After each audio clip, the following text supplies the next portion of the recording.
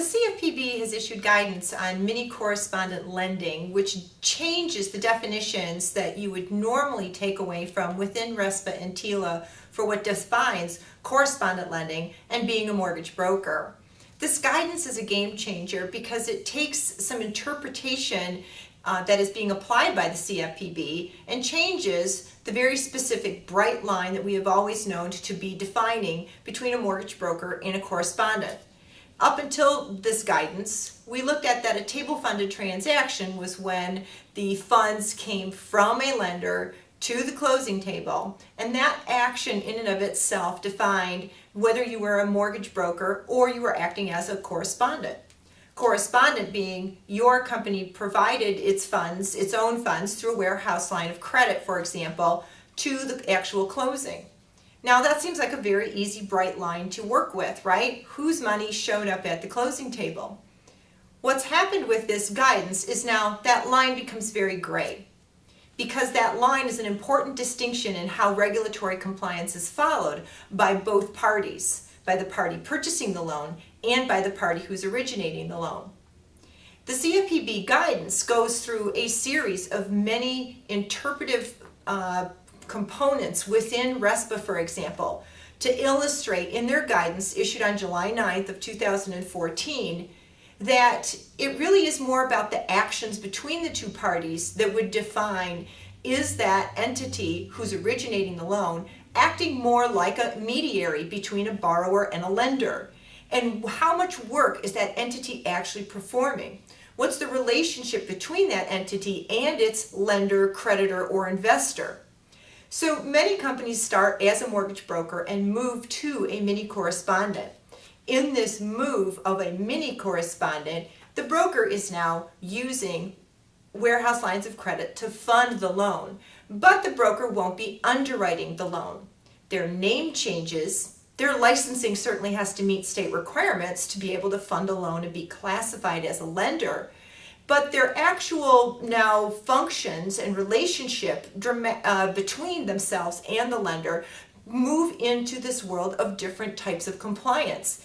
It allows that entity receiving now, using their own funds now at closing, even though they're not underwriting, it allows that entity to not have to disclose their compensation being paid by that being paid by the investor to them.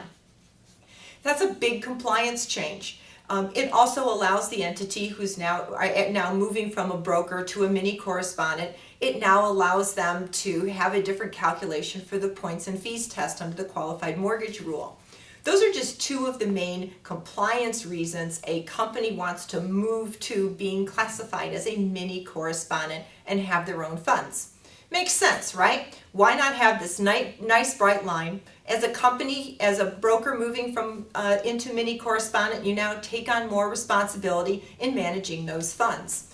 There's certainly a very big change in accounting as well, but that's another story.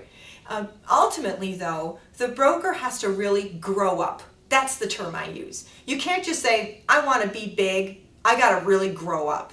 I have to take on the responsibility of all my disclosures, all my compliance, make sure I truly have a legitimate quality control plan, really make sure my process is taking on the ownership of that loan as I do have ownership of it at the time it hits, I fund it at closing.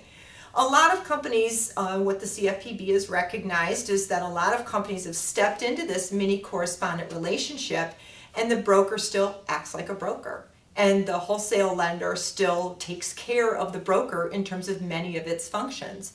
So there's a reasonable test that has to go on here, and actually the better word is a reliance test. How reliant is that company still on its wholesaler, on its now new lender investor that they're working with for some of its operations and quality control functions?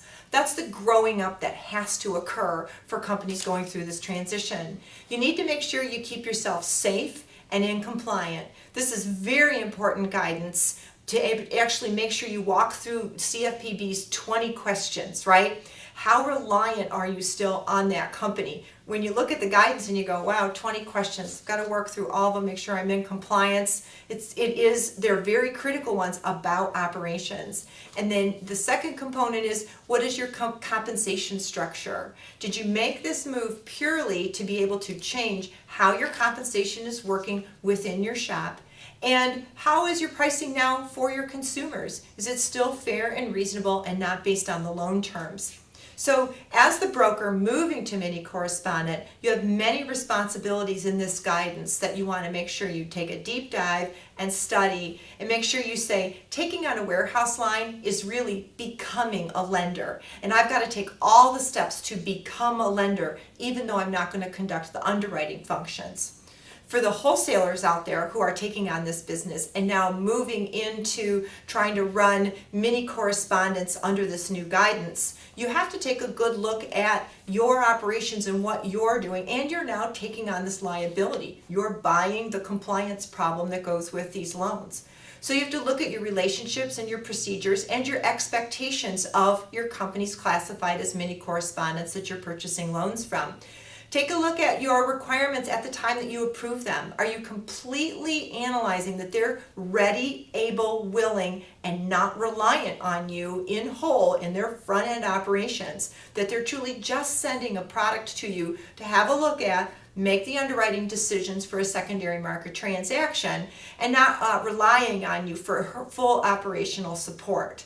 So in your approval process, in your monitoring, you've got to make sure you've got these steps in place, or call it a broker relationship, treat it like a mortgage broker, and keep all the same controls in place as a broker. But that's not going to make your broker customer happy if you still want the GFE to look a certain way and you still want to have compensation plans. So there's no way around this guidance. We have to adjust our operations and our QC and how we're handling these to be able to stay in compliance and not have a problem with the CFPB should they come in and look for you and look at your operations under their new Mini Correspondent Guidance.